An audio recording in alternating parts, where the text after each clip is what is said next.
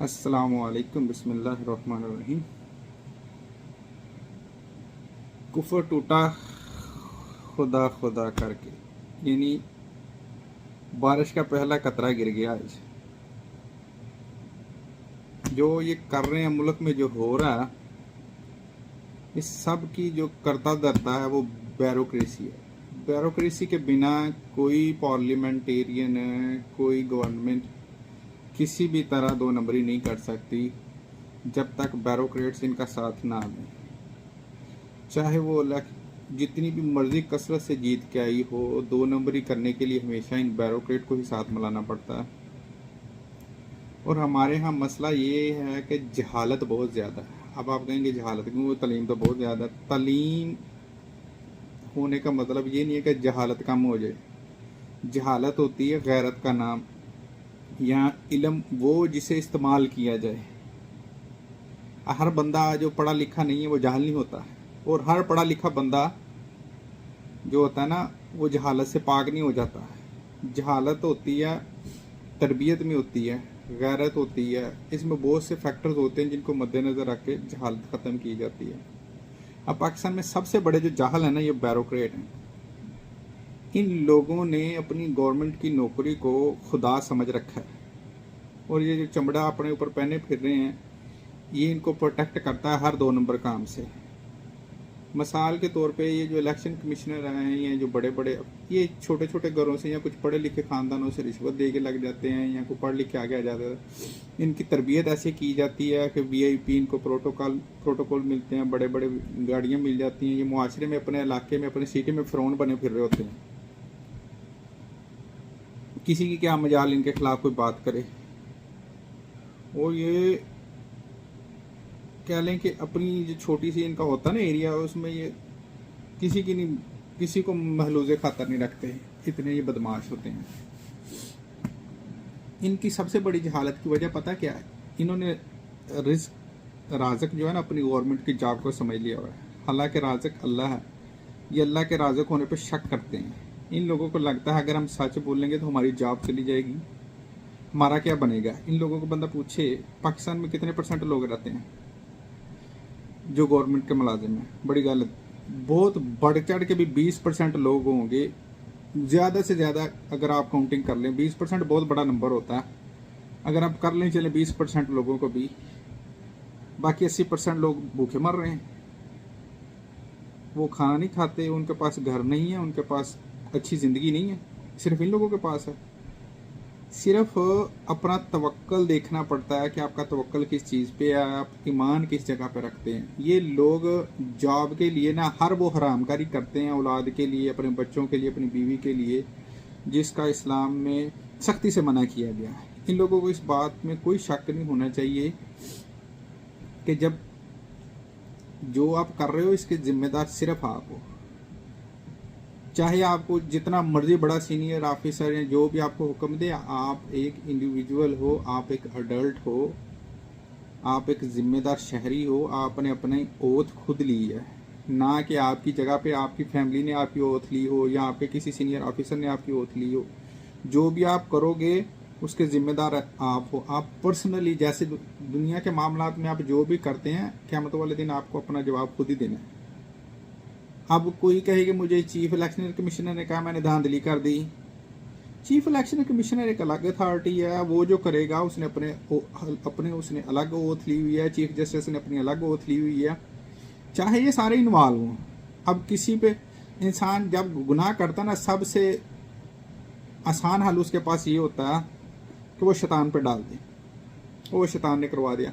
नहीं यकीन तो आप देख लें, पाकिस्तान में मस्जिदों में जो होता है, हाफिज कुरान लोग जो दीन के दाई बने फिर होते हैं, बड़े बड़े मुफ्तियों की वीडियोस लीक हुई हैं, क्या करते हैं? बाद में शैतान पर डाल देते हैं। वो भाई शैतान ने तुम्हें वसवसा दिया, तुम्हारी हवस ने तुम्हें जलील किया, उसने तुम्हारे दिमाग में आके कोई थोड़ी सी हलचल मचाई है, हाथ तुम्हारे मूव हुए हैं, आंखें तुम्हारी गुनाह की तरफ गई हैं, कान तुम्हारे गुनाह सुनते हैं, पाँव तुम्हारे चल के जाते हैं। शैतान तो किसी का जिम्मेदारी नहीं लेगा क़यामत वाले दिन। आपको अपनी हवस को कंट्रोल में रखना चाहिए, अपनी भूख को, अपने अंदर जो आपके लालच है ना, उसको कंट्रोल में रखना चाहिए। जो लोग गवर्नमेंट की जॉब नहीं करते उनके पास रिस्क के ज़राए नहीं है, क्या उनका राज़िक रब नहीं है? क्या वो भूखे मर जाते हैं? अगर आपने हलाल खा, गवर्नमेंट जॉब करना बुरी बात नहीं है, अच्छी बात है, जॉब करना कोई गलत बात नहीं है, बस वो काम ना करें जो काम गलत हो।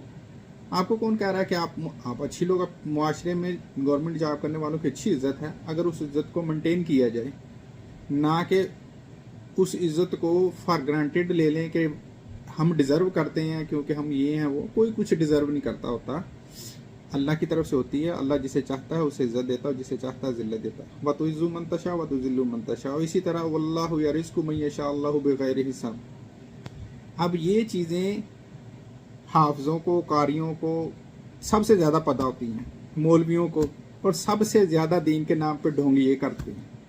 इसी तरह कानून का सबसे ज़्यादा इन ब्यूरोक्रेट्स को पता होता है, और यही लोग कानून की सबसे ज़्यादा धज्जियाँ उड़ाते हैं और तबाही मचाते हैं, करप्शन करते हैं, क्योंकि इनको हर ऊंच नीच का, हर पेचीदा रास्ते का पता होता है। ऊपर वाले इनके साथ इन्वॉल्व होते हैं, फिर ये करते हैं जो दिल का करते हैं। अब इस बंदे के बारे में, एक कमिश्नर की जो आज बात है, खैर दूसरी तरफ निकल गई, इसकी तरफ बात चली रही जिसका अमेरिका का वीज़ा लगा हुआ है। वो भाई अगर उसका अमेरिका का वीज़ा लगा हुआ है, वो इसको नवाजा गया होगा कि आप हमारी तरफ से जो हम कह रहे हैं वो कर दो, आपका वीज़ा ये गारंटी के तौर पे आपके पास है। जब आपको लगे कि आपका ज़मीर जाग रहा है, आप जाओ अमेरिका, जाके एंजॉय करो, ज़िंदगी गुजारो, बच्चों को ले जाओ, फैमिली को ले जाओ, जो मर्जी करो। विजिट वीज़ा लगा, इसका लगा होगा तो हो सकता है इसकी सारी फैमिली का भी लगाओ। मगर उस बंदे ने बजाय इसके कि वो अपने मुल्क को छोड़ के जाता किसी दूसरे मुल्क में, जो उसने ठीक है उसने किया, बुराई नहीं है। देखिए, गुनाह का हो जाना बड़ी बात नहीं है, या गुनाह होने की वजह से आपको सजा नहीं मिलेगी। अगर आपने बुरा किया और आप रिपेंट नहीं हुए, आपने माफ़ी नहीं मांगी, अल्लाह से तौबा नहीं की, आप तब पकड़े जाओगे। अब इसने माना है कि मैंने गुनाह किया, और सबके सामने जिनसे इसने किया उनके सामने आके इसे कबूल किया। अब अल्लाह ताला इंसान को कहता है मालम या घर, मौत के घर से पहले पहले जो बंदा तौबा कर ले उसकी कबूल है। जब रब तौबा कबूल करने वाला है तो आम बंदे की क्या औकात है। इसीलिए उसके करैक्टर एसोसिएशन ना की जाए। ठीक है, उसने जो बात की है वो बहुत बड़ी बात है, जिनको दुखती है। अब बंदा इनको पूछे, ये मरियम नवाज नून लीग वाले कह रहे हैं कि उसका कोई कमिश्नर का इलेक्शन से कोई तल्लुक नहीं होता। ये मरियम और ये जो नून लीग वाले हैं, इनसे पूछे बंदा, क्या ये वोटिंग वाले दिन पोलिंग बूथ पे बैठे हुए थे? ये खुद अपने हाथों से चेक करते रहे हैं, अपनी आंखों से देखते रहे हैं। जब उसका तल्लुक नहीं है तो आप लोगों का क्या तल्लुक है? वो तो फील्ड में बंदा है, उसकी इलेक्शन कमीशन की तरफ से ड्यूटी भी लगी हुई थी, उसकी बात में वजन ज़्यादा है, बजाय इसके कि आप लोग जो झूठ का वोटिंग लेके, जैसे उसने कहा 13 बंदों को आपको जिता दिया। आप लोग तो हवस के पुजारी लोग हो। इज्जत नाम की आप लोगों में चीज़ होती नहीं है। गैरत नाम तो आप में दूर दूर तक नहीं नजर आती सियासतदानों में। अगर आप में थोड़ी सी गैरत होती, नवाज शरीफ के साथ पिछली 2-3 सालों में अवाम ने की है, ये मरना जाता पाकिस्तान आने के बजाय है। और गैरत होती, अगर इतनी इसमें होती तो अपनी माँ को, अपनी बेगम को इसने पार्सल करके डब्बे में बंद करके भेज दिया, उनके जनाजे पे ना आ जाता। और ये गैरत नहीं होती इन सियासतदानों में। जिस बंदे का ज़मीर मर जाए ना, उसमें गैरत नाम की कोई चीज़ नहीं होती। अगर किसी को अल्लाह ने हदायत दी है, उसने किया गुनाह, वो मान लेता, तो इसमें उसको अप्रिशिएट करना चाहिए। बहुत अच्छी बात है, उसने कदम बढ़ाया, आगे बढ़ाया, अपनी जान का रिस्क लिया, उसने खुद को कानून के हवाले कर दिया। अब आप देखते हैं कि कानून वाले किस तरह उसके आम इंसान पर तशद्दुद करते हैं। उसने तो बहुत बड़ा जुर्म कबूल किया, उसका तो सत्यानाश कर देंगे। उसने इन्वॉल्व किया इलेक्शन कमिश्नर को, चीफ जस्टिस को, और पता नहीं किस किस को। उसने अपनी जान का रिस्क लिया। अब उसकी जान के लेवल पे भी जाके आप बंदा कहे नहीं मैं नहीं मानता, तुम झूठ बोल रहे हो, भाई शर्म करो कुछ। अगर आप खुद सच नहीं बोल सकते तो जो दूसरे बोल रहे हैं उनको सच को झूठ का रंग ना दो। जो जिस चीज़ का आपको नहीं पता उस चीज़ को वो अगर एडमिट कर रहा है तो फिर उस पर यकीन कर लो।